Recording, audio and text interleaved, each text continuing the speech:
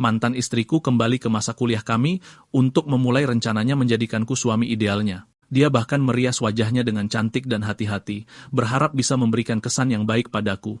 Tapi kali ini, yang kuinginkan hanyalah kabur dari cengkeramannya. Kami sudah bercerai, tapi setiap kali aku mencoba berkencan, mantan istriku, Su Qing, akan mengacaukannya dan kali ini dia bahkan berkelahi dengan pacar baruku tepat di depanku. Saat situasi menjadi sangat kacau, aku mencoba melerai mereka berdua, tapi tanpa sengaja membuat Su Qing kehilangan keseimbangan dan jatuh ke tengah jalan. Melihat truk besar melaju kencang ke arahnya, aku tidak ragu-ragu dan mendorong pacarku ke samping, sambil berpikir, aku benar-benar berutang padamu di kehidupan ini. Saat aku membuka mata lagi, aku berada di kereta yang akan tiba di Jingling. Tiba-tiba, terdengar suara yang jernih. Hei, tampan, bisa bantu aku mengambil koper dari rak atas? Aku melihat dengan saksama dan menyadari itu adalah teman sekelasku, Zheng Yin. Kenapa dia terlihat begitu muda? Bukan, pakaiannya persis seperti yang dia kenakan di tahun pertama kuliah. Melalui pantulan di jendela kereta, aku akhirnya sadar bahwa aku telah kembali ke usiaku yang ke-19. Saat itu, Zheng Yin cemberut dan bertanya, sudah cukup menatapnya? Aku segera meminta maaf. Maaf, aku sedikit melamun. Saat kereta perlahan berhenti, Zheng Yin kehilangan keseimbangan dan jatuh tepat ke pelukanku. Dia langsung berteriak dan mendorongku, rasa malu terpancar jelas di wajahnya. Saat aku mengulurkan tangan untuk menurunkan kopernya, setelah mengambilnya, dia memperingatkanku dengan galak, jika engkau berani memberitahu siapapun apa yang baru saja terjadi, kau mati. Melihat punggungnya yang familiar, dia tampak persis seperti gadis galak yang kuingat. Tak lama kemudian, aku tiba di Universitas Jingling. Saat usiaku 18 tahun, aku, Zhou Yuan, penuh dengan ambisi, bermimpi tentang pencapaian besar, tapi takdir tidak berpihak padaku. Karena Tuhan telah memberiku kesempatan kedua, aku akan melakukan hal-hal besar dalam hidup ini. Sebuah suara tiba-tiba terdengar, adik, apakah kamu di sini untuk mendaftar? Mendengar suara yang sangat familiar itu, aku tak bisa menahan diri untuk tidak menoleh dan melihat bahwa itu adalah kakak senior Chen Wan, seseorang yang sudah lama tidak kulihat. Sementara itu, Su Qing tiba-tiba terbangun di tempat tidurnya, menatap penampilannya saat ini, merasa tidak percaya, tapi dia memang telah terlahir kembali. Di sisiku, kakak senior Chen Wan masih dengan antusias memperkenalkan dirinya. Adik, aku Chen Wan. Kamu bisa memanggilku kakak Chen. Aku bisa mengantarmu berkeliling atau membantu membawa barang-barangmu, tapi seluruh perhatianku terfokus pada tahi lalat kecil di tulang selangkanya. Aku ingat di kehidupanku sebelumnya, karena tahi lalat itulah aku dengan sukarela mendaftar untuk 3 kartu kampus. Dan, kali ini, aku langsung merebut brosur dari tangannya. Kebetulan sekali, Kak, aku orang sini. Cara jualanmu terlalu kuno. Kenapa tidak berikan saja brosurnya padaku? Aku akan bantu menjualnya dan kamu bisa ambil komisinya. Bagaimana? Mendengar ada tawaran sebagus itu, Chen Wan segera memasukkan semua brosur yang tersisa ke tanganku. Karena engkau sangat kooperatif, maka bekerjalah dengan giat. Nanti aku akan datang untuk memeriksa hasil kerjamu. Tak lama, aku dengan mudah menemukan kamar asramaku yang lama. Saat aku masuk, Chang Hao dengan bersemangat menangkapku. Akhirnya, aku sudah menunggumu. Sekarang asrama kita sudah lengkap, aku bahkan mengundang beberapa gadis super cantik untuk bermain poker. Mau ikut? Mendengar itu, aku membuat alasan untuk menolak kebaikannya karena di kehidupanku sebelumnya, aku bertemu mantan istriku, Su Qing, di permainan poker itu. Tapi sekarang, ada hal yang lebih penting di pikiranku, yaitu menghasilkan uang. Adegan beralih dan aku berubah menjadi kakak senior yang manis, terus-menerus merebut hati mahasiswi baru. Dengan penampilanku yang ceria dan tampan, tentu saja mudah untuk mendapatkan kesepakatan. Banyak gadis bahkan ingin menambahkan QQ-ku untuk hubungan lebih lanjut. Dan tentu saja, aku tidak akan menolak. Tepat saat itu seorang ibu dan anak berjalan ke arah kami bertanya apakah kami menuju ke gedung asrama 9. Ketika aku melihat siapa mereka, aku membeku. Itu adalah kenalan lain. Ibu Shen merasa kartu kampus itu memang penawaran yang bagus, dan berencana membelikan satu untuk putrinya. Melihat ini, aku dengan ramah membantu membawakan barang bawaan, dan berkata dia bisa menghubungiku jika mereka butuh sesuatu di kampus. Mendengar itu, Ibu Shen Yue segera menambahkan kontakku dan memintaku untuk menjaga putrinya baik-baik. Begitu kami sampai di lantai bawah, aku secara alami menyebutkan nomor kamar asramanya 503. Benar, kan? Aku akan membantumu membawanya ke atas. Mendengar itu, Shen Yue tampak bingung. Bagaimana kau tahu aku tinggal di kamar 503? Aku buru-buru menjelaskan. Aku tidak sengaja mendengarnya dari percakapanmu tadi. Sementara itu, aku berpikir, mulut bodoh, semua karena aku terlalu sering mengunjungi asrama mereka di kehidupanku yang lalu. Lalu aku sadar menjual kartu satu persatu terlalu lambat. Dengan cara ini, menghasilkan uang akan memakan waktu selamanya. Aku butuh cara baru untuk mendapatkan pundi-pundi emasku yang pertama. Jadi sebuah ide muncul di benakku. Aku menulis nomor teleponku langsung di brosur. Efeknya langsung terasa. Lalu seorang gadis berpenampilan rapi menghampiri. Zhou Yuan, ku dengar kau mendapat komisi 20 yuan untuk setiap orang. Apa itu benar? Aku mendongak dan menyadari itu adalah diplomat tercantik di masa depan, Li Siqi. Ingin meninggalkan kesan yang baik, aku tersenyum dan memberikan tawaran yang lebih menarik. Biasanya, komisinya 20 per orang, kamu juga bisa merekrut bawahan dan mengambil potongan dari jumlah penjualan mereka. Tapi jika hari ini kau bisa membawa 30 orang, aku akan menjadikanmu agen umum untuk seluruh kampusmu dan komisinya menjadi 30 per orang. Matanya langsung berbinar-binar dengan kilau emas. Setuju, akan kukirimkan daftarnya di QQ nanti. Sementara itu, Sucing terus menelepon nomor yang terukir di benaknya. Tapi yang terdengar hanyalah nomor tersebut tidak terdaftar. Teman sekamarnya, Zheng Yinyan bertanya, aku mengundang beberapa teman untuk bermain kartu di kantin. Kamu mau ikut? Sucing setuju tanpa ragu-ragu. Lalu dia berdiri di depan cermin dengan hati-hati merias wajahnya. Reaksi aneh ini langsung memicu kecurigaan Zheng Yinyan. Ekspresimu aneh. Apa kau akan bertemu pacarmu atau semacamnya? Sucing tersipu, jangan bicara sembarangan. Dia belum jadi pacarku. Tapi dalam hatinya, dia berpikir, tapi dia adalah calon suamiku. Begitu mereka duduk di kantin, dua laki-laki datang untuk menggoda mereka.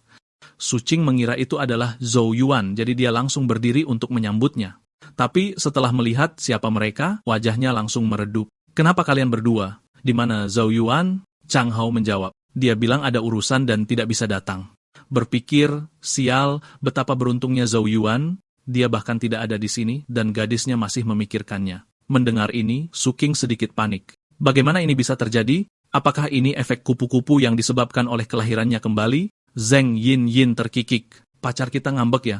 Jangan khawatir, King. Mungkin dia benar-benar ada urusan. Saat ini, Suking sangat tertekan sambil berpikir. Aku meneleponnya tadi, tapi katanya nomornya tidak ada.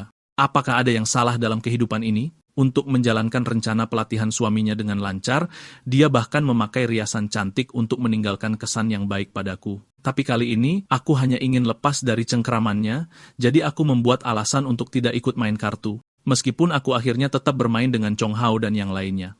Tapi Sucing sama sekali tidak ingin bermain, jadi permainan berakhir dengan cepat. Adegan beralih ke kantor Dansin. Begitu aku masuk, aku bertanya, apakah manajermu ada di sini? Aku sudah membuat janji untuk membahas kerjasama agensi. Mengikuti arahan gadis itu, aku langsung pergi ke kantor manajer umum.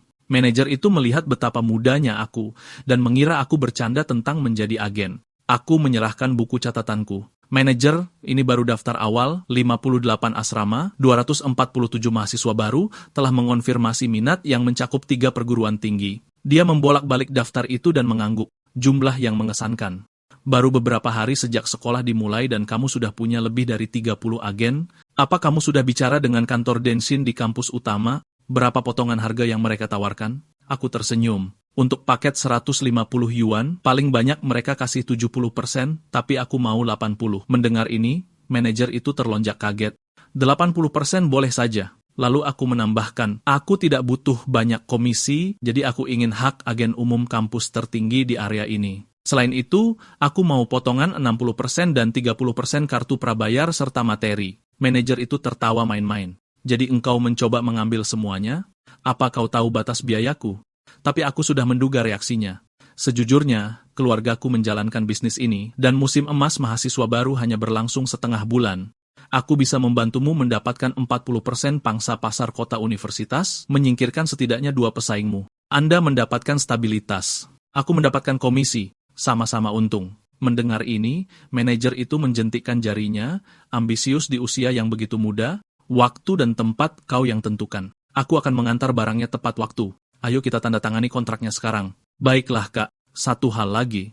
Apakah tokomu punya ponsel kontrak Apple? Berjalan keluar dari kantor Dinsin, aku tak bisa berhenti mengagumi keberuntunganku. Tempat yang sama, konter yang berbeda, tapi aku mendapatkan nomor telepon yang sama persis seperti di kehidupanku sebelumnya. Saat itu juga ponselku berdering. Sebuah suara berkata, Zhou Yuan, kamu harus menulis novel. Novel-novelmu pasti akan menjadi populer. Mendengar suara yang familiar itu, aku secara naluriah langsung menutup telepon. Sial, Suking. Di seberang sana, Suking mendengarkan nada sibuk. Wajahnya penuh kebingungan. Kenapa dia menutup telepon? Aku belum selesai bicara. Tiba-tiba, dia sadar Zhou Yuan saat ini baru berusia 19 tahun dan belum mengenalnya. Sementara itu, aku menatap ponselku dengan amarah tak berdaya. Sialan. Tuhan, jangan main-main denganku seperti ini. Apa tiket kelahiran kembali benar-benar ada promo beli satu gratis satu? Setelah tenang, aku memutuskan tidak akan pernah membiarkan Suking tahu aku juga terlahir kembali. Atau bagaimana aku bisa menggoda gadis-gadis. Adegan beralih. Chang Hao dan yang lainnya sedang berjalan-jalan di sekitar kampus bersama Suking. Ketika Suking mengetahui akan ada pertemuan kelas sore itu, matanya langsung berbinar. Dia bersikeras mengantar mereka kembali ke asrama. Zheng Yinyin berpikir apakah dia akan mencari Zhou Yuan, dan Chang Hao merasa sangat cemburu pada Lao Zhou. Apa yang dilakukan pria itu sampai pantas mendapatkan ini? Andai saja Yinyin memperlakukanku seperti itu. Melihat temannya tertarik pada Chang Hao, Suking berbisik, Yinyin, apa Chang Hao menyukaimu? Tapi Zheng Yinyin berkata, dia lebih suka laki-laki yang lebih dewasa. Tak lama kemudian, Suking melihatku.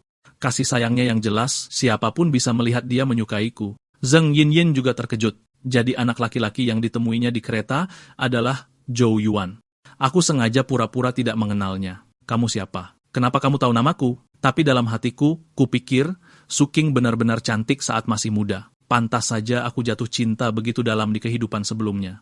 Suking tersenyum lembut dan memperkenalkan dirinya. Kita berdua dari Shuhuai, SMA nomor 1. Apa kamu lupa? Melihat reaksi mereka, Zheng Yinyin merasa mereka sama sekali tidak terlihat seperti pasangan yang sedang bertengkar, lebih seperti pertemuan pertama. Aku bertanya padanya, cantik, apa kau mencoba mengejarku seperti ini?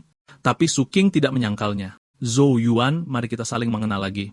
Melihat penampilannya yang berani dan penuh kasih sayang, kurasa tanpa kelahiran kembali, aku pasti akan setuju. Tapi di kehidupan ini, tidak mungkin aku membiarkanmu menipuku lagi. Saling mengenal, tidak apa-apa, tapi biar ku katakan dulu, aku sudah menyukai seseorang. Mendengar ini, senyum Sukin membeku. Lalu dia bertanya dengan kecewa, bagaimana bisa kamu sudah menyukai seseorang? Aku menjawab dengan santai, apa itu aneh? Gadis yang kulihat hari ini, rambut panjang, gaun panjang, memakai topi, menurutku dia sangat cantik. Mendengarku menggambarkannya dengan jelas, Sukin hampir ingin meninjuku sambil berpikir, mati engkau. Di kehidupan ini, dan selanjutnya, kamu hanya boleh menjadi milikku. Pada saat ini, Zheng Yinyin masuk untuk mencairkan suasana. Kita bertemu lagi, tampan. Ingat aku dengan tenang mengeluarkan ponselku mencoba menambahkan kontaknya. Melihat ini, Suking merasakan ada yang salah. Bagaimana dia bisa membeli ponsel semahal itu saat ini di kehidupan sebelumnya? Jadi Suking mengeluarkan ponselnya dan berdiri di depanku. Karena kita satu alma mater, ayo kita saling menambahkan kontak juga. Melihatnya menyerahkan ponselnya dengan sukarela, aku tahu masalah akan datang.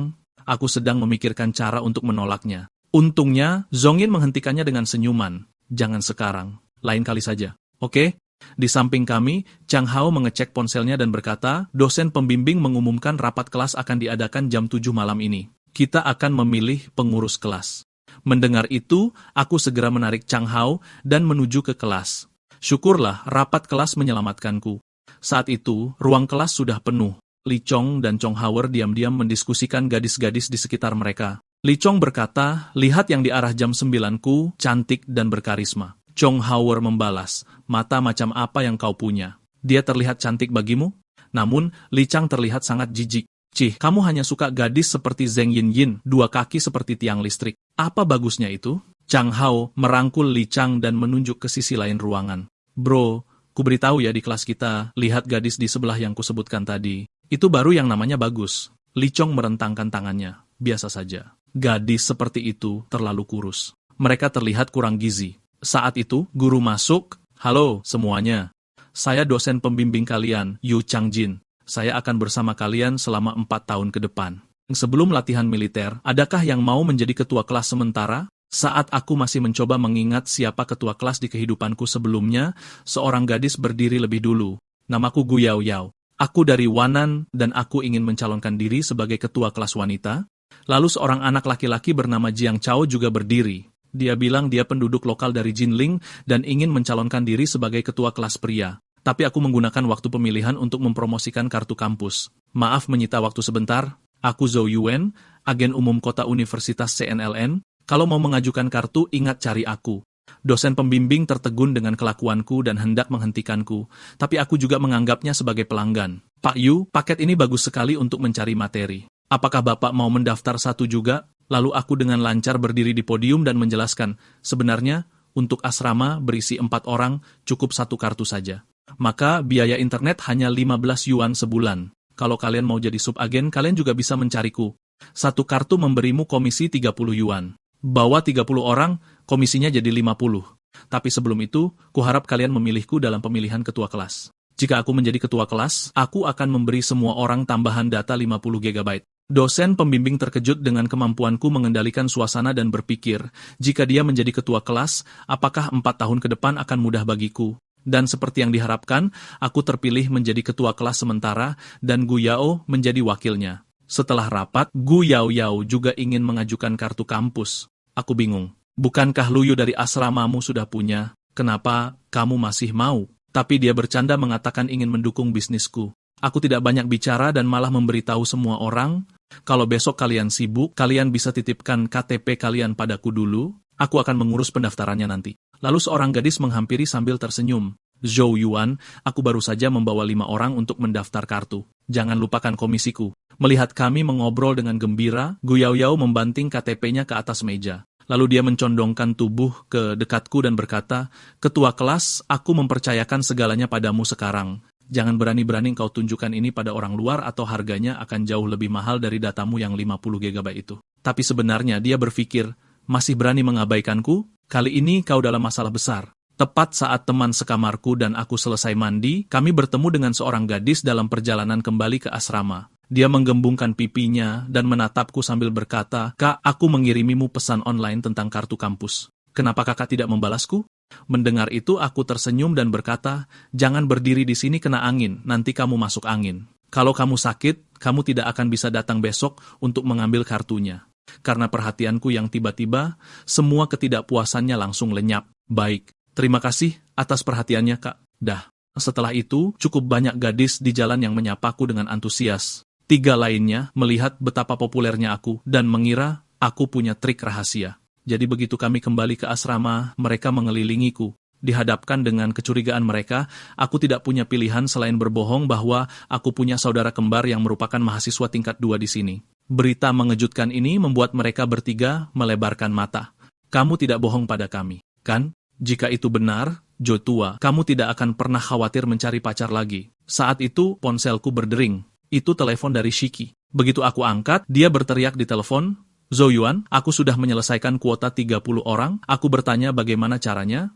Dia berhenti sejenak, lalu bertanya apakah memberikan strategi penjualan baru akan memberinya hadiah dari kantor pusat. Aku menjawab, kalau begitu, bisakah aku mentraktirmu makan sebagai hadiah?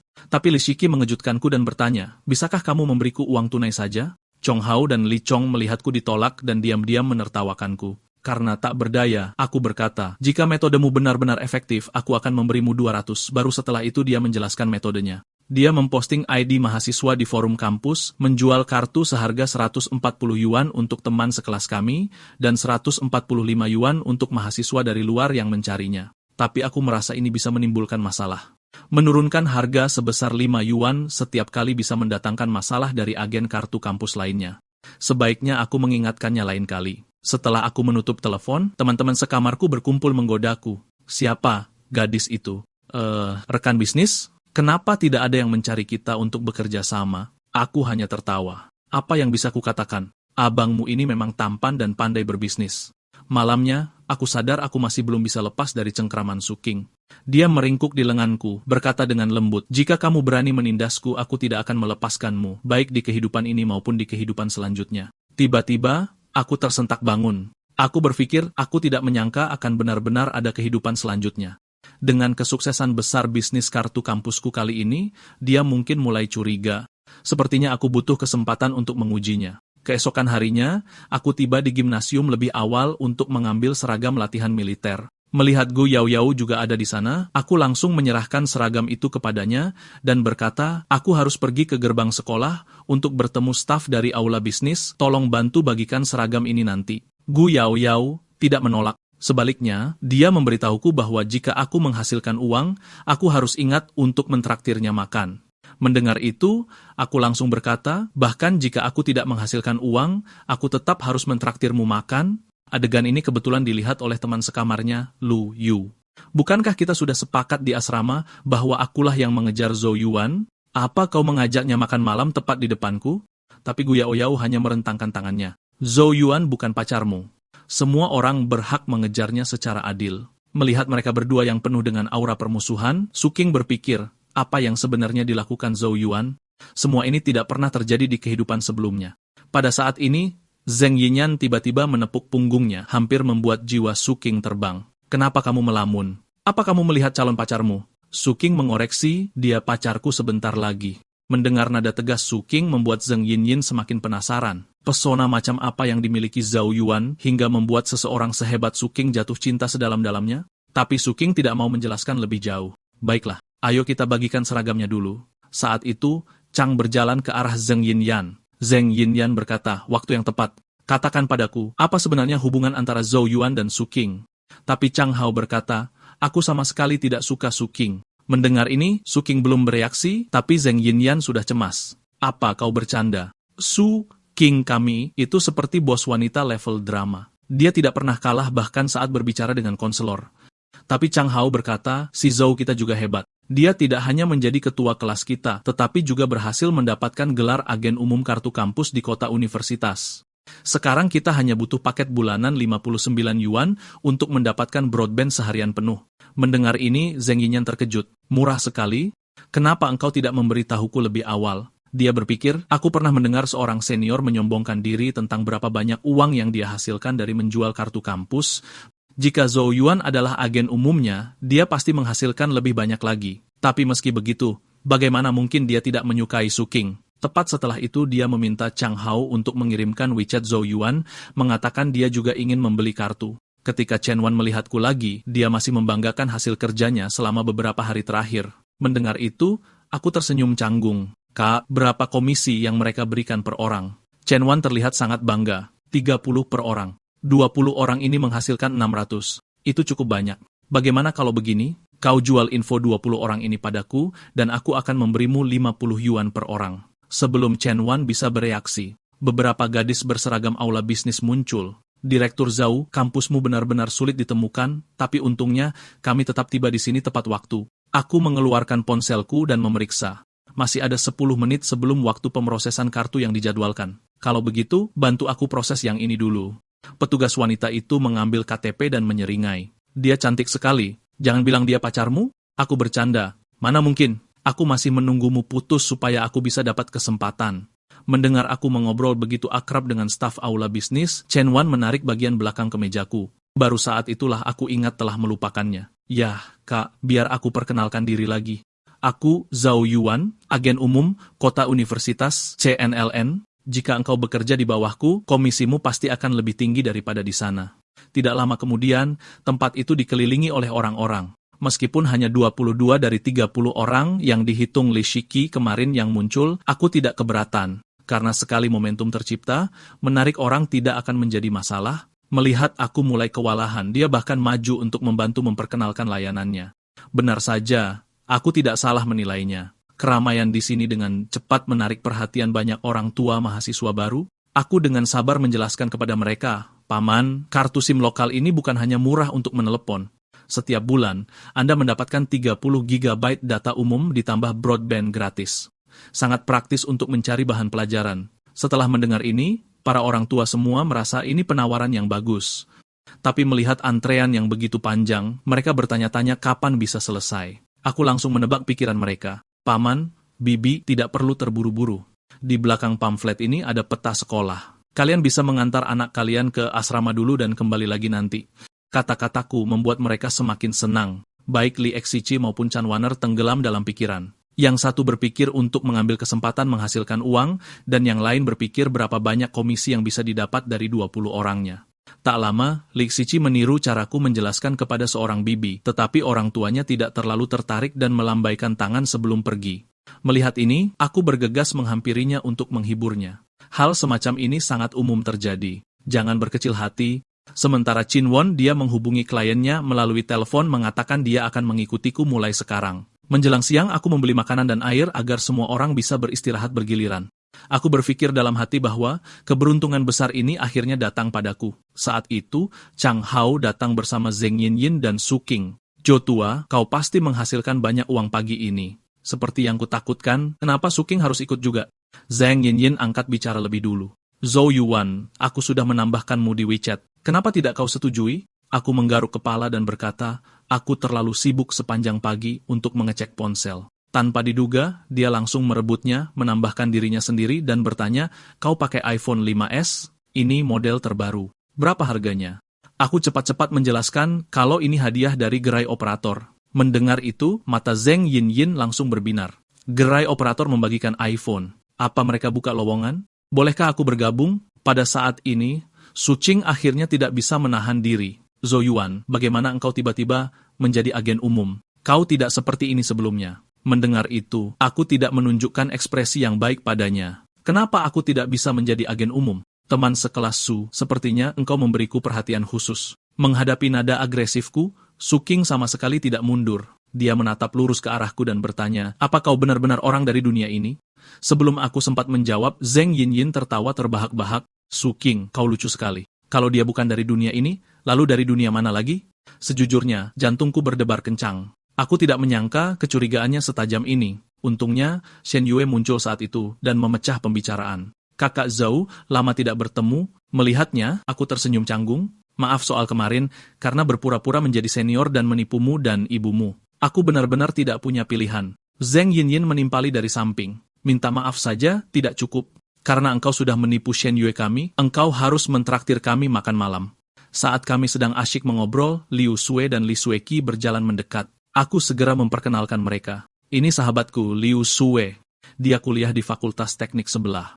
Pandangan Chong Hao tertuju pada gadis yang satunya. "Zhou tua, apa dia dari kampus kita?" Aku menjawab, "Bukan. Dia teman sekelasku waktu SMA. Dia dari Nanda di sebelah." Mendengar ini, Lu Sue langsung menambahkan, "Dia teman masa kecil kakak Zhou, Li Siki." Pikiran Su Qing mulai kacau. Dia berpikir, bahkan tidak ada orang seperti itu di kehidupanku yang lalu.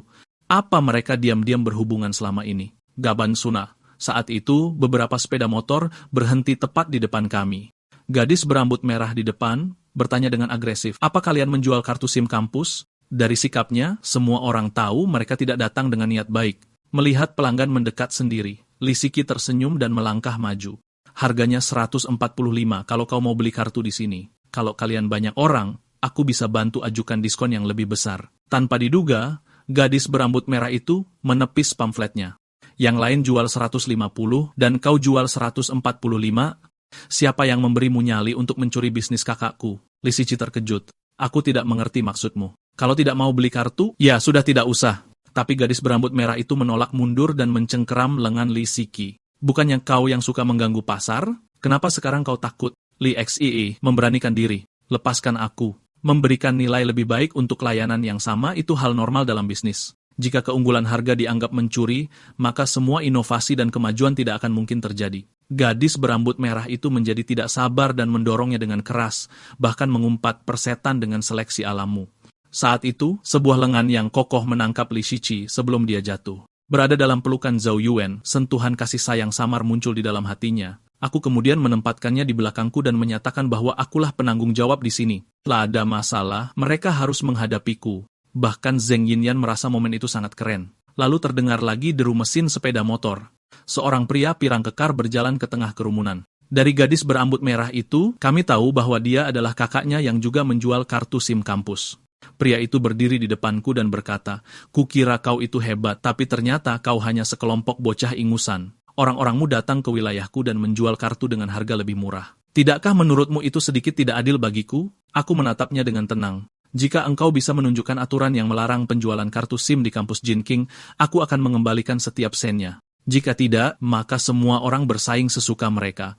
Kau gagal mempertahankan penggunamu. Apa hubungannya dengan kami? Sebaliknya, saudarimu datang ke sekolah kami dan mengganggu orang-orangku. Bagaimana kita akan menyelesaikannya?" Melihat betapa tenangnya aku menangani masalah, kehangatan muncul di hati Li Shiqi. Jadi begini rasanya dilindungi. Pria itu melihat argumen tidak berhasil, ingin menggunakan kekerasan. Aku bertanya dengan penasaran, "Apa sebenarnya maksudmu dengan menggunakan kata-kata? Dan apa maksudmu dengan menggunakan kepalan tangan?"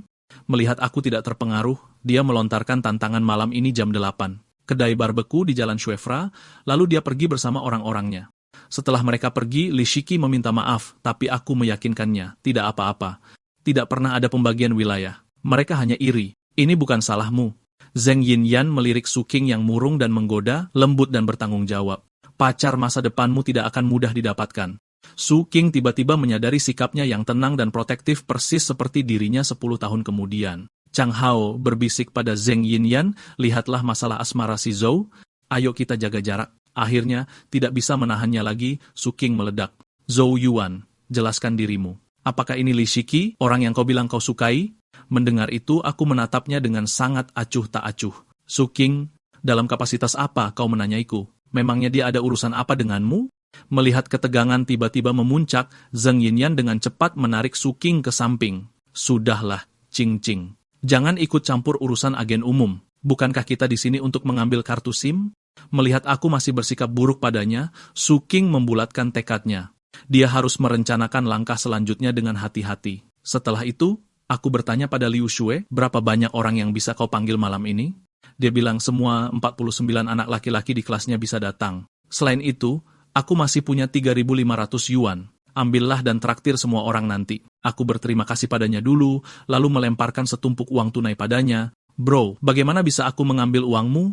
Ambil 3.000 ini dulu. Bawa orang sebanyak yang kau bisa. Dia terharu sampai meneteskan air mata. Berpikir meskipun kami tidak banyak berinteraksi di ESMA, mulai sekarang, aku akan menjadi kakaknya.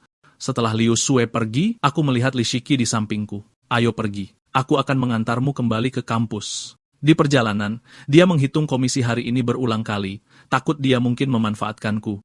Dia berkata, Zhou Yuan, insiden hari ini adalah tanggung jawabku. Karena aku tidak menanganinya dengan baik, kau harus membayar lebih. Aku tidak bisa membiarkanmu menanggung semuanya. Mendengar itu, aku langsung menolak. Mereka jelas-jelas mencari masalah. Bahkan tanpamu, mereka tidak akan melepaskannya begitu saja. Melihatnya hampir menangis karena rasa bersalah, aku mencondongkan tubuh lebih dekat dan menggoda, tidak kusangka ketua kelas kita begitu cengeng. Menyadari suasana menjadi canggung, dia panik. Kalau begitu, biarkan aku mentraktirmu makan malam. Hotpot pedas sekolah kita enak sekali atau aku bisa mengajakmu nonton film. Melihat dia akhirnya berhenti menyalahkan dirinya sendiri, aku tersenyum dan setuju. Tapi akhir-akhir ini aku sedang panas dalam, jadi aku tidak akan makan hotpot pedas. Untuk filmnya, kita tunggu sampai festival pertengahan musim gugur. Jika kita berdua tidak pulang, kita bisa menontonnya sebagai tunjangan karyawan. Mendengar aku setuju, Li Shiqi sangat senang. Kalau begitu, sudah diputuskan. Melihatnya pergi dengan ekspresi yang begitu bahagia. Kupikir Li Shiqi benar-benar gadis yang baik. Orang sepertinya tidak pantas terseret ke dalam kekacauanku. Aku harus mencari kesempatan untuk memperjelas semuanya. Aku sekarang penganut paham tidak menikah. Tidak lama kemudian, aku tiba di kedai barbeku yang kami sepakati. Seorang preman yang memegang botol bir berteriak, kau mencuri bisnis kakak Hou. Kalau tidak ada 20.000 hari ini, masalah ini tidak akan selesai. Aku memperingatkannya untuk tidak mengarahkan botol murahan itu padaku. Dia mencibir, aku akan mengarahkan botol ini padamu sesukaku. Memangnya kau mau apa? Melihat betapa tidak pekanya dia, aku tiba-tiba meninjunya tepat di perut. Pada saat itu, Liu Xue tiba bersama orang-orang. Siapa yang berani menyentuh Bang Zhouku? Melihat kerumunan orang di belakangku, rasa takut muncul di hati preman itu. Setidaknya ada 70 orang dari mereka. Bukankah Zhou Yuan seorang mahasiswa? Kenapa ini terlihat seperti geng? Menyadari situasinya, pria itu segera mundur. Ini semua hanya salah paham, hanya salah paham. Kekacauan hari ini adalah salah adikku. Aku akan menghukum diriku dengan sebotol dulu, melihat aku masih tidak mengatakan apa-apa. Dia dengan sadar menghabiskan 2 botol lagi. Baiklah. Ini terjadi karena pacarku belum tahu aturannya. Dia baru saja masuk kuliah dan tidak mengerti hal-hal sosial. Pria itu buru-buru menambahkan, ini semua salah adik perempuanku. Sejujurnya, aku tidak pernah menganggap ini serius. Bro, jangan ungkit masalah ini lagi. Mulai sekarang, jika pacar abang mau kartu kampus di Universitas Qingqing, urus saja untuknya. Lagi pula, aku akan segera lulus. Melihatnya mundur, aku berkata, karena begitu, biarlah masalah ini berakhir di sini. Setelah mereka pergi, aku menoleh ke teman-temanku. Malam ini, barbeku dan bir aku yang traktir. Makan dan minumlah sepuas kalian. Lalu aku berbisik pada Liu Xue, bagaimana engkau memanggil begitu banyak orang? Dia menjelaskan, aku bertemu dengan ketua kelas 2. Aku bilang, kami akan mentraktir mereka barbeku. Dan dia langsung membawa seluruh kelasnya. Saat aku kembali ke asrama, sebuah postingan berjudul Bos Kampus Baru yang sedang naik daun sudah viral di forum sekolah. Aku melihat komentar-komentarnya menjadi semakin konyol. Chang Hao mengejekku, Zhou tua, kau menyembunyikannya terlalu dalam. Ternyata kau adalah bos klub Shu White. Seluruh forum menjadi heboh.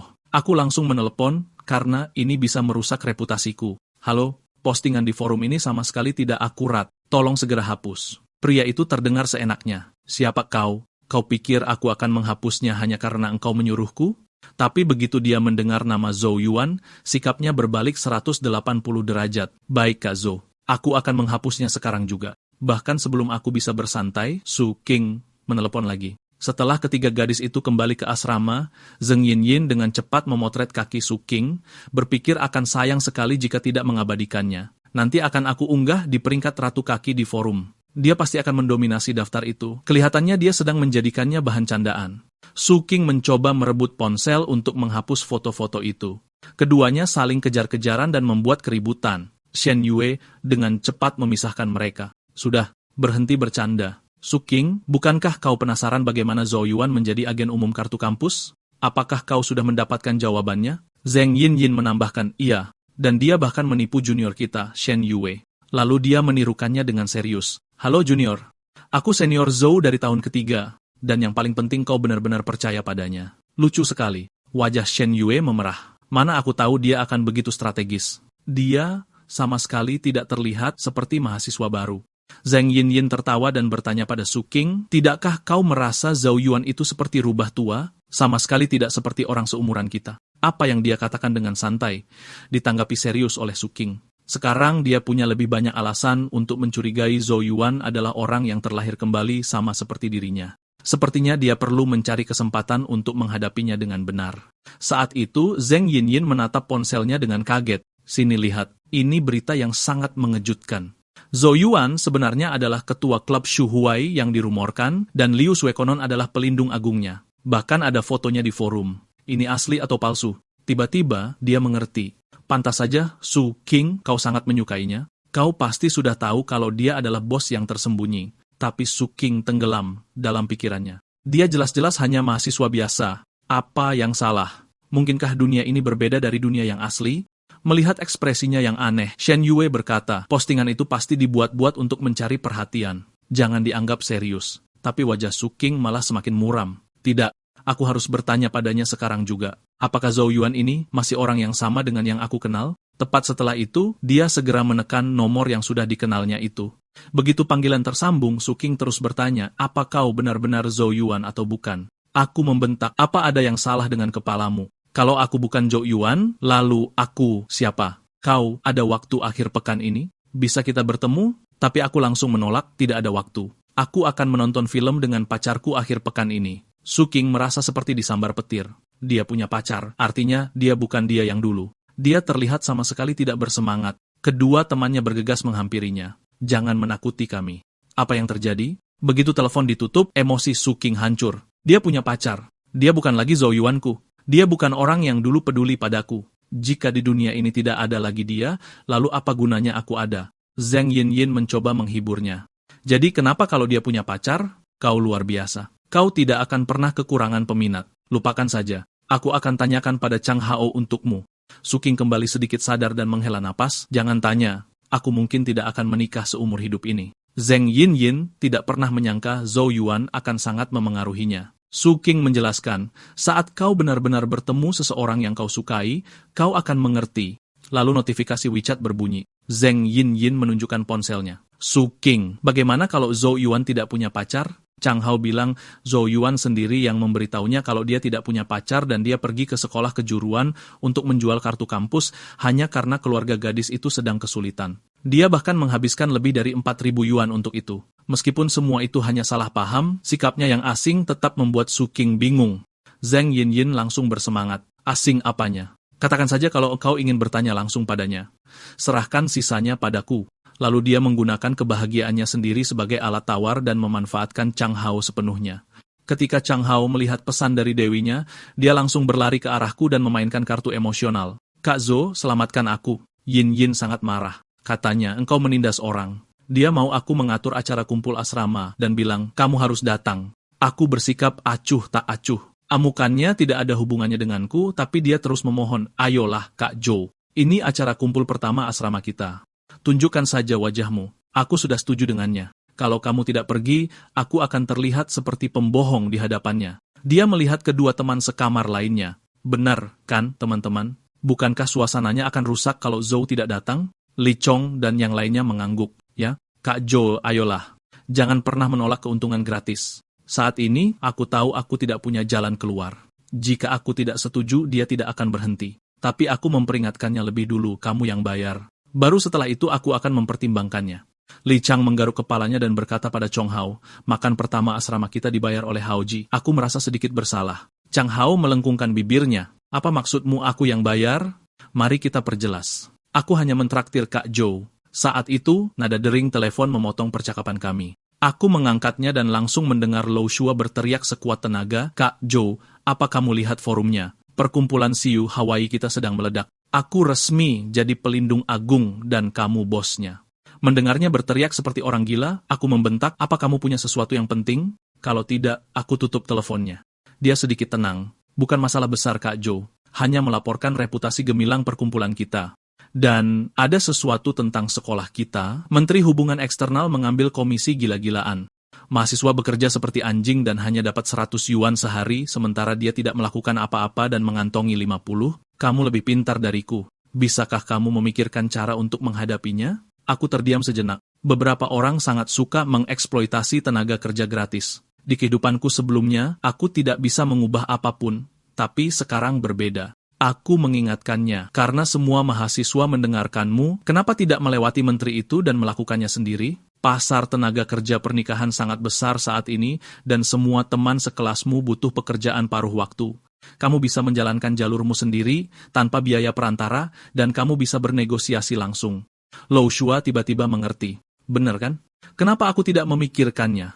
Aku menambahkan, gunakan koneksi dan reputasimu saat ini. Buat grup obrolan untuk siapa saja yang butuh kerja paruh waktu. Sebut saja kelompok gotong royong kerja studi. Lalu kamu atau beberapa teman terpercaya langsung pergi ke perusahaan pernikahan dan mal untuk membagikan brosur. Katakan pada mereka kamu bisa menyediakan pekerja yang andal, harga transparan, dan tanpa potongan perantara.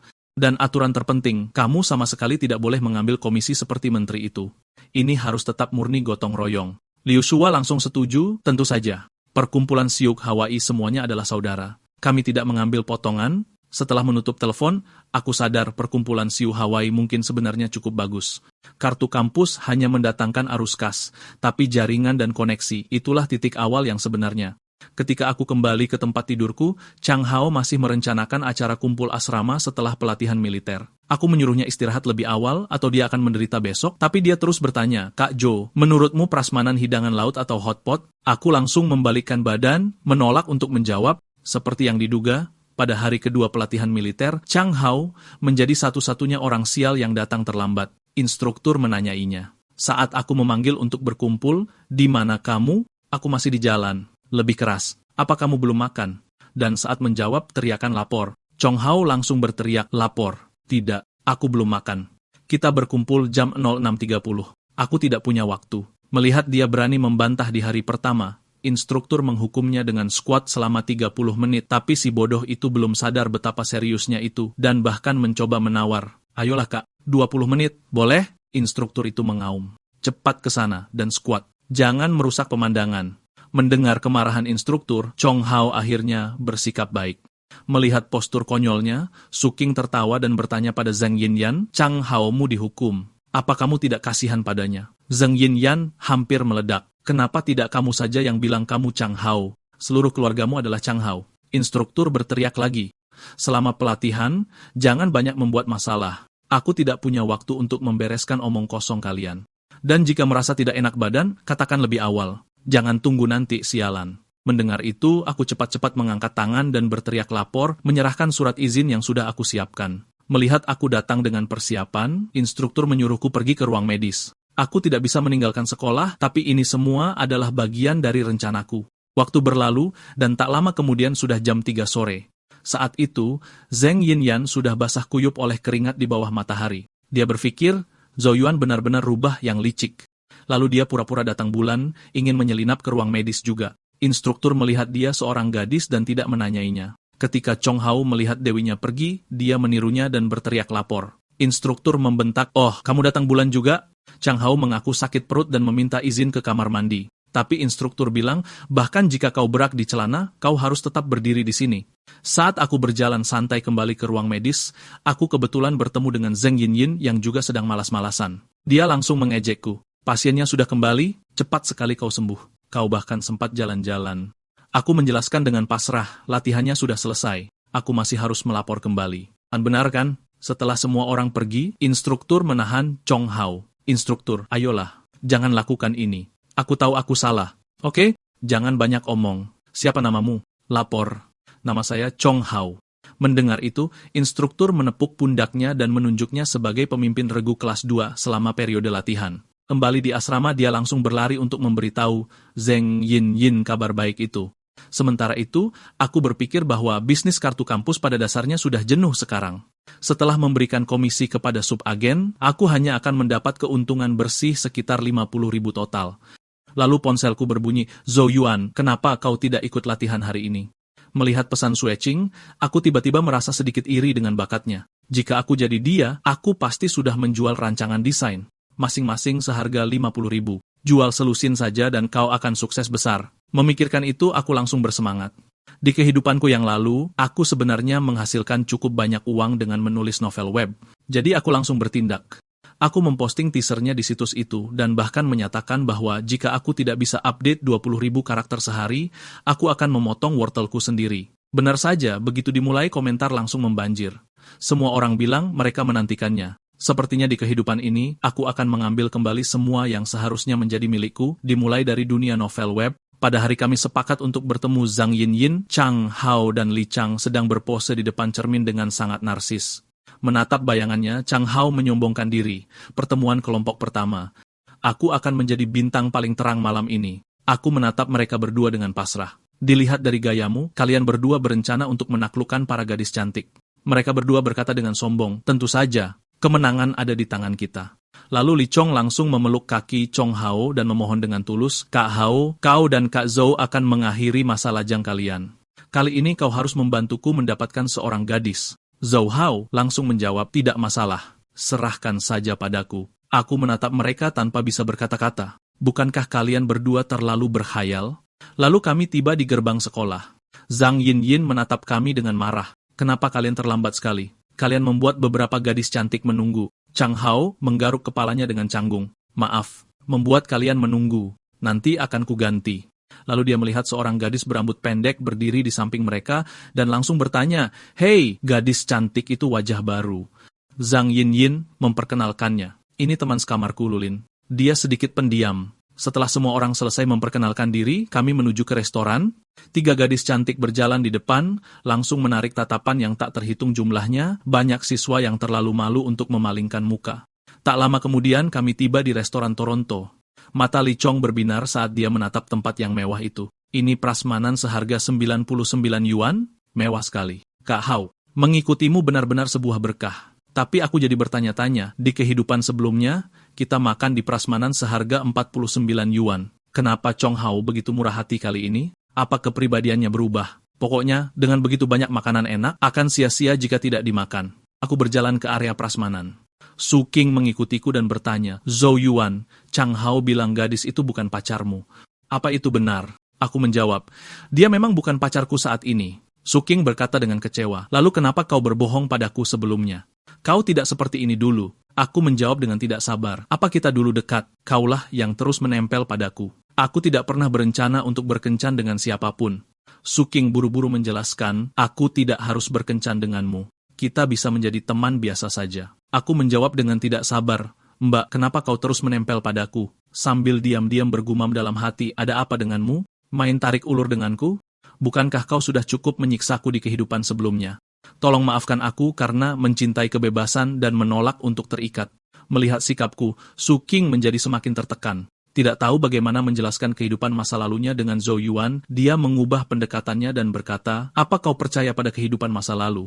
Aku sebenarnya bermimpi sangat panjang di mana aku adalah seorang putri dan seorang ksatria mati melindungiku." Aku berkata langsung, "Kenapa kau tidak bilang saja kita menikah di kehidupan sebelumnya, lalu karena takdir kau bereinkarnasi, dan itulah sebabnya kau menempel padaku sekarang?"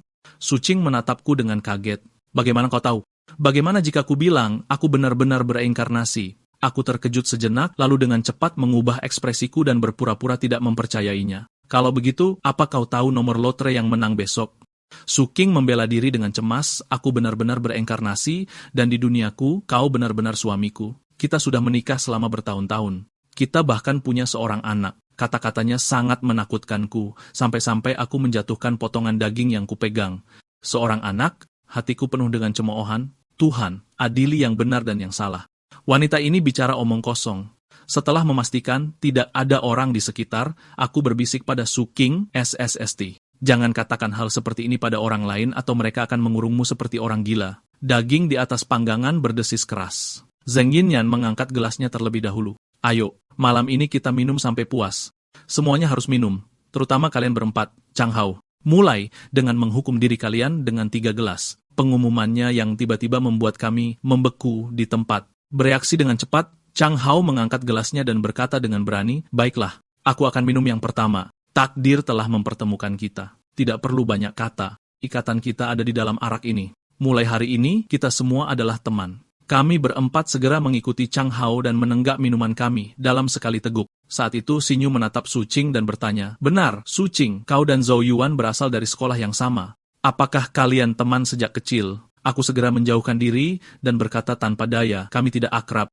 Su Qing hanya bisa berkata dengan canggung, kau tidak akrab, tapi aku cukup kenal denganmu. Bagaimanapun, mereka bercerai di kehidupan sebelumnya. Chang Hao juga menatapku, bro. Jika kalian berdua benar-benar jadian, aku akan pinjam mobil pamanku. Aku dan Yin Yin ditambah kalian berdua jadi 2 pasangan yang sempurna. Aku menjawab tanpa bisa berkata-kata, siapa yang berpasangan denganmu? Sinyu. Mendengar kami berbicara, dia juga bertanya, Zhou Yuan, kenapa Su King terus menyuruhmu menulis novel? Apa kau pandai menulis? Aku mengambil kesempatan untuk bertanya pada Su King. Ya, kenapa engkau terus menyuruhku menulis? Su King menjawab karena dulu di sekolah, setiap kali kau punya waktu luang, engkau selalu pergi ke perpustakaan bersamaku. Aku tahu kau suka membaca. Kupikir kau dilahirkan untuk menjadi seorang penulis. Tanpa diduga, Shen Yue langsung bersemangat ketika mendengar aku suka membaca. Benarkah? Buku jenis apa yang kau suka? Su King panik dan menghela napas. Sialan. Dia lupa Shen Yue adalah seorang gadis sastra. Dia tidak bisa membiarkan kami berbicara terlalu banyak. Dia bergegas untuk menghentikan kami. Dia suka. Tapi aku dengan cepat memasang aura sastrawan dan menjawab, aku suka impian paviliun merah. Dan tidak hanya itu, aku juga suka pencuri bayangan. Cinta di tengah wabah kolera. The Unbearable Lightness of Being. Sinyu berseru dengan gembira, kau luar biasa. Aku juga suka buku-buku itu. Saat ini, Chang Hao sudah sedikit mabuk dan dia menyela. Bisakah kalian membicarakan sesuatu yang normal sambil makan? Kami bahkan tidak suka membaca. Kalau kalian suka sekali mengobrol, tambahkan saja satu sama lain di WeChat nanti. Begitu dia selesai, baik Shen Yue maupun Su King memberinya tatapan tidak ramah. Chang Hao panik dan melambaikan kedua tangannya. Maksudku, ayo makan dulu. Setelah makan malam, kalian bisa melanjutkan obrolan sastra kalian. Melihat dari samping, Zheng Yinyin menutup mulutnya dan tertawa. Awalnya dia pikir hanya Su King yang menyukai Zhou Yuan. Sekarang sepertinya Sinyu juga menyukainya. Su King berkata dengan tajam, aku belum pernah melihatmu membaca buku-buku itu. Aku balas dengan kesal, kita bukan kembar. Bagaimana engkau bisa tahu apa yang kubaca? Melihat ketegangan meningkat, Li Chong segera menengahi. Hei, jangan bicara seperti itu. Bicara soal novel web, aku tahu seorang penulis gila. Dia bilang akan update 20.000 kata sehari. Kalau tidak, dia akan memotong adiknya dan menjadi Kasim. Dan aku, si penulis yang duduk di sana, berkeringat dingin. Bukankah dia sedang membicarakanku? Chang Hao berkata, benar-benar orang gila, bahkan lebih nekat dari Dongfang Bubi. Zheng Yinyan mencibir, aku tidak percaya. Itu hanya bualan. Aku dengan canggung membela diri. Aku sudah membacanya. Novel itu cukup populer akhir-akhir ini. Su King menatapku yang menghindarinya lagi dan diam-diam mengambil keputusan. Tidak mungkin. Aku telah terlahir kembali. Bagaimana aku bisa tertinggal darimu? Zhou Yuan, tunggu saja. Zheng Yinyan menyadari Lulin tidak ikut dalam percakapan dan mengalihkannya. Apa serunya membicarakan novel? Lihatlah Lulin kita yang cantik, belum mengucapkan sepatah kata pun. Ayo, cantik. Beritahu kami kenapa engkau datang ke Jinling untuk sekolah. Lulin menyalakan sebatang rokok dengan santai dan berkata, tidak ada alasan. Aku hanya dipindahkan ke sini. Melihat postur santai Lulin, aku tiba-tiba menjadi tertarik. Aku tidak pernah menyadari dia begitu menawan di kehidupanku sebelumnya. Lulin menghembuskan aliran asap lembut seperti roh yang menari dalam kabut. Auranya yang tenang dan percaya diri membawa kebanggaan alami. Dia menatap kami dengan santai dan bertanya, "Kalian tidak keberatan aku merokok, kan?" Saat itu, Li Qiong sudah terpana oleh sikap menggoda Lou Lin. "Chang Hao membawamu masuk dan kau jatuh cinta pada setiap orang," pikirnya, menyadari dia telah benar-benar jatuh cinta padanya. Setengah jam kemudian, Chang Hao berdiri di atas kursi dan mengumumkan, "Pesta seperti ini tidak bisa berakhir di sini saja." Perhentian berikutnya, KTV Golden Palace. Tuan muda ini yang bayar. Li Chong segera mengepalkan tinjunya di tempat dengan penuh kekaguman. Dalam perjalanan, Xinyu berkata karena Chong sudah mentraktir semua orang makan malam, dia bisa menanggung biaya karaoke nanti. Su King segera mengingatkannya, "Bodohnya kamu, masa kami biarkan kamu bayar sendiri? Kita berempat akan patungan." Ketika kami tiba di KTV, Zhang Yinyan bergegas ke meja resepsionis lebih dulu dan berkata, "Kami ada 8 orang. Buka saja ruangan ukuran sedang, tagihan malam ini biar kami para gadis yang bayar." Chang Hao mencoba berdebat lagi mengatakan dia sudah bilang akan membayar, tetapi Zhang Yinyan memberinya tatapan tajam, "Berhenti bicara omong kosong. Kami bilang kami yang bayar, ya kami yang bayar." Pada saat itu, resepsionis melihat sekeliling dan bertanya, "Permisi, Tuan Zhou, yang mana yang memesan ruang pribadi mewah dan membayar di muka 10 menit yang lalu?" Mendengar itu, aku melangkah maju dan menjelaskan bahwa akulah yang melakukan reservasi. Chang Hao sangat terharu, dia hampir menangis dan menyatakan di tempat, "Mulai hari ini, kau adalah ayah baptisku seumur hidup." Setelah memasuki ruangan, dia benar-benar terpana melihat betapa mewahnya ruangan itu. "Kak Jo, apa kau baru saja memindahkan perjamuan persik dari Istana Langit ke sini?" Zhang Yinyan segera mengeluarkan ponselnya dan mulai mengambil foto di mana-mana, berpikir bahwa konten momennya akhirnya aman. Sambil mengambil foto, dia berteriak, "Bos Jo, lihat kamera, senyum." Melihat betapa bahagianya dia, aku ikut bermain dengan penuh minat. "Saudaraku, tadi minumnya belum cukup, jadi ayo kita lanjut minum sekarang." "Benar sekali. Malam ini, kita berdua tidak akan berhenti sampai mabuk." Xinyu berkata dengan nada meminta maaf, "Kami benar-benar merepotkanmu hari ini. Pertama, mentraktir kami makan malam, dan sekarang kau juga mentraktir kami karaoke." Aku menjawab dengan tenang, "Bukankah seharusnya begitu? Lagu apa yang ingin kau nyanyikan? Akan kubantu memilihnya." Xinyu berpikir sejenak dan berkata, "Bantu aku memilih Red Bean." Aku tidak bisa menahan rasa terkejut. Lagunya Fei Wong? Sejujurnya, aku juga cukup menyukai Shen Yue. Aku tidak menyangka kita punya begitu banyak kesamaan. Melihat kami berdua mengobrol begitu lancar, Zhang Yinyin diam-diam mendekat.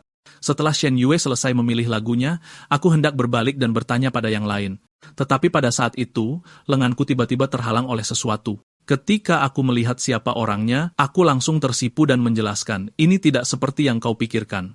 Jangan salah paham." Melihat reaksiku yang begitu kuat, Zhang Yin mencondongkan tubuh dan menggodaku dengan suara rendah, bertanya bagaimana rasanya sentuhan itu. Tepat ketika aku tidak tahu bagaimana harus merespons, untungnya Chang Hao datang untuk menyelamatkanku. "Apa yang kalian berdua lakukan? Cepat bantu aku matikan vokal aslinya." Aku menjawab dengan gugup dan segera kembali ke tempat dudukku. Tetapi sebelum aku bisa mengatur napas dengan benar, Su Qing mencondongkan tubuh lagi. "Apa yang kau lakukan dengan Yin Yin barusan? Memilih lagu, memangnya apa lagi?" Mendengar itu, dia tidak bisa menahan keningnya berkerut. "Apa kau benar-benar harus berdiri sedekat itu, hanya untuk memilih lagu?" Melihat aku tidak lagi memperhatikannya, dia hanya bisa duduk di sana sendirian sambil merajuk. Pada saat itu, Zhang Yinyin mencondongkan tubuh lagi. "Zhou Yuan, lihat betapa tampannya kau kujadikan di foto. Temanku bahkan bilang dia ingin mengenalkanmu padanya sebagai pacar." Melihat Zhang Yinyan yang seolah-olah menawarkan dirinya, tiba-tiba aku merasakan gejolak di dalam diriku. Aku berpikir dalam hati bahwa terlahir kembali pada usia 18 tahun memang berbeda, tubuhku telah membaik dalam segala hal. Dengan pemandangan seperti ini, pemuda mana yang tidak akan tergoda? Untungnya, intro lagu Red Bean mulai diputar pada saat itu. Perhatian semua orang segera beralih ke Shen Yue, tetapi ketika dia menyadari itu adalah versi duet pria wanita yang sama sekali tidak cocok untuknya, dia ingin Chang Hao membantunya mengganti ke lagu lain. Melihat itu, aku segera berdiri dan berkata, "Kita bisa menyanyikannya bersama." Suara nyanyianku terdengar seolah-olah telah dipoles ringan dengan amplas, membawa jumlah serak dan tekstur yang pas. Itu langsung meningkatkan rasa suka Shen Yue padaku. Dari saling bertukar pandang hingga cara suara kami saling bersahutan, semuanya dipenuhi dengan kekagumannya padaku. Bahkan setelah lagu berakhir, dia tetap terhanyut di dalamnya, tidak bisa menarik diri kembali. Aku tidak tahu apakah Chang Hao dan yang lainnya sudah terlalu banyak minum, tetapi mereka berteriak dari samping menyuruh kami untuk jadian. Untungnya, Lulin mengalihkan perhatian semua orang dengan versi kanton dari Thousands of Songs. Auranya yang dingin dan tajam semakin diperkuat oleh musik. Bahkan aku tidak bisa menahan diri untuk merekamnya secara diam-diam. Siapa sangka Lulin begitu menawan. Bagaimana bisa aku tidak memperhatikannya di kehidupanku sebelumnya? Shen Yue melirikku diam-diam sambil berpikir dalam hati bahwa Zhou Yuan benar-benar luar biasa. Tidak heran Su Qing begitu gigih.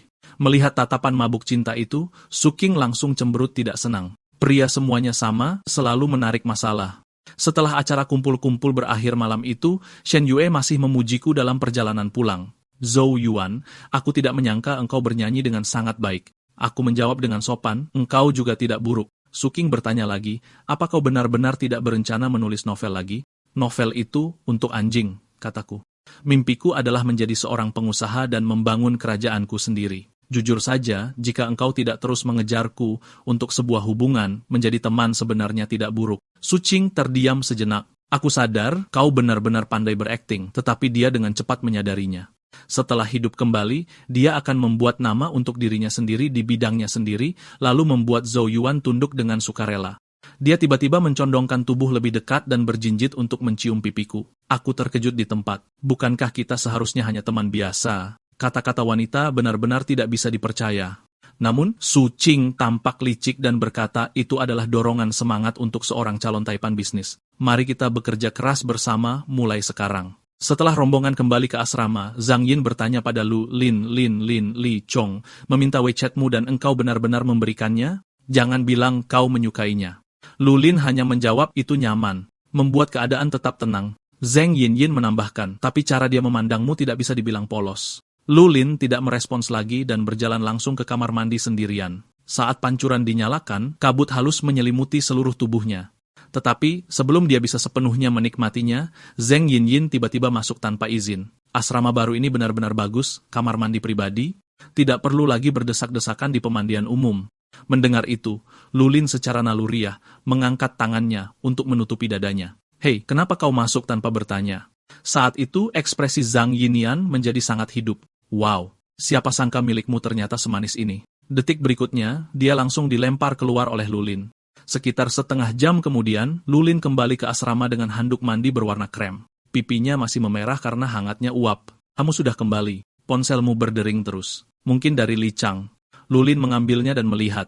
Benar-benar dia. Melihat ini, Zhong Yinyan mencondongkan tubuh untuk mengingatkannya, pria itu pernah mencoba mengejar Xinyu sebelumnya. Jangan suka padanya. Menyukainya lebih buruk daripada menyukai Zhou Yuan. Ketika nama Zhou Yuan disebut, Lu Lin langsung tertarik. Dia baru saja mulai kuliah. Dari mana dia mendapatkan uang sebanyak itu? Zhang Yin tidak bisa menahan diri untuk tidak menggodanya. Kamu tergerak, tapi Su Qing juga menyukainya. Lu Lin menjawab tanpa daya, aku hanya penasaran. Oke? Zhang Yin kemudian berkata dengan sombong, kamu bertanya pada orang yang tepat, akan kuberitahu, dia menghasilkan 30.000 hanya dari menangani kartu SIM kampus sendirian, dan dia agen utamanya. Aku yakin dia menghasilkan setidaknya 150.000 tepat setelah mendaftar. Hah, aku benar-benar tidak tahu bagaimana otak Zhou Yuan bekerja. Kenapa aku tidak pernah menghasilkan uang sebanyak itu?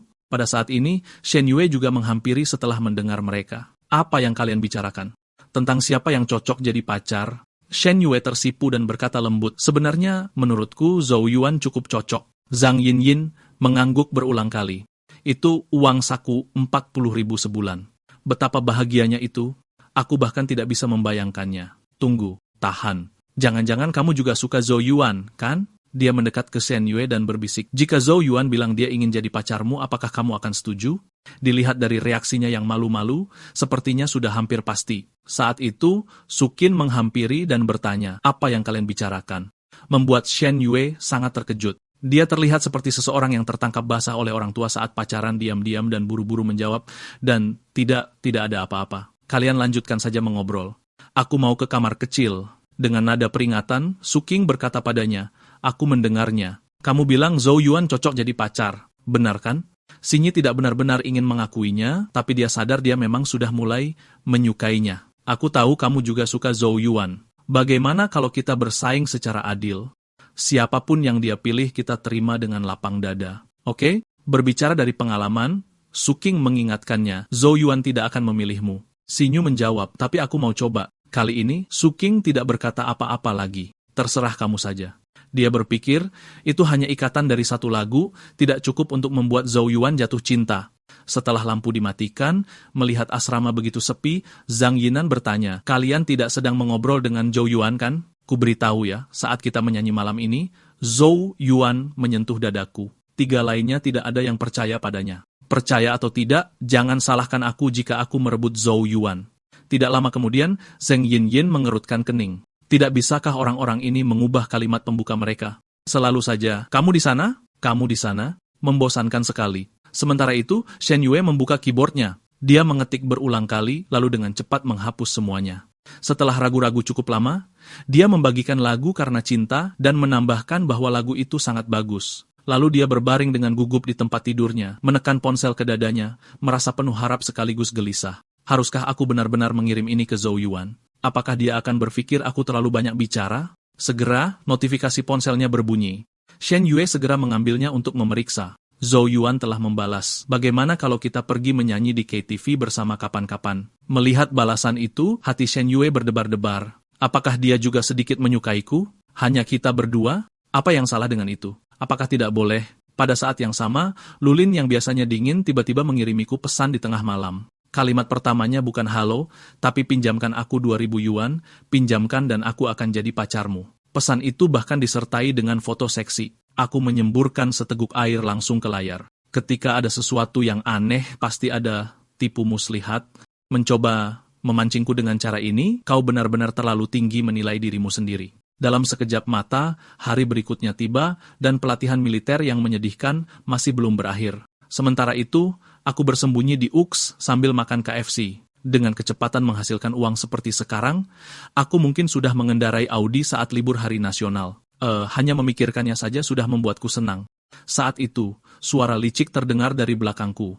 Beberapa orang benar-benar pandai berpura-pura sakit. Aku melihat lebih dekat. Itu si cerewet Zheng Yinyin. "Kapan kamu masuk? Jangan bilang kamu mengikutiku sampai ke Uxci seolah-olah aku mau repot-repot mengikuti bajingan." Sambil berbicara, dia memasukkan kentang goreng ke mulutnya. Dengan sekali gigitan renyah, aroma asin meledak di lidahnya, langsung menaklukkannya. Semua orang harus kebagian. "Kalau kau berani tidak memberiku, aku akan panggil instruktur latihan." Aku buru-buru menarik KFC itu lebih dekat dan berkata, "Itu pemerasan." Zheng Yinyan mengabaikanku dan langsung meraih ke dalam. "Serahkan saja. Kentang gorengnya milikku, ayam gorengnya milikmu." Dia makan dengan sangat puas. Aku tidak bisa menghentikannya. Dia jelas sudah merencanakan ini. Lalu dia memberiku senyum nakal. "Ingat, lain kali bawa porsi ganda. Kalau tidak, akan kuberitahu Su Qing kau menyentuh dadaku." Aku terlonjak kaget. "Hei, jangan mengada-ada. Kapan aku pernah menyentuhmu? Aku bilang kau melakukannya. Berarti kau memang melakukannya." Ucapnya dengan percaya diri. "Masih menyangkal kalau kau itu brengsek? Kau main-main dengan Su Qing, tidak bisa melepaskan Shen Yue, dan sekarang kau terlibat dengan Lulin juga." Aku cepat-cepat menjelaskan, "Jangan memutarbalikkan fakta. Aku tidak ada hubungan apa-apa dengan Lulin. Su Qing dan Shen Yue hanya teman biasa." Dia tidak percaya satu kata pun.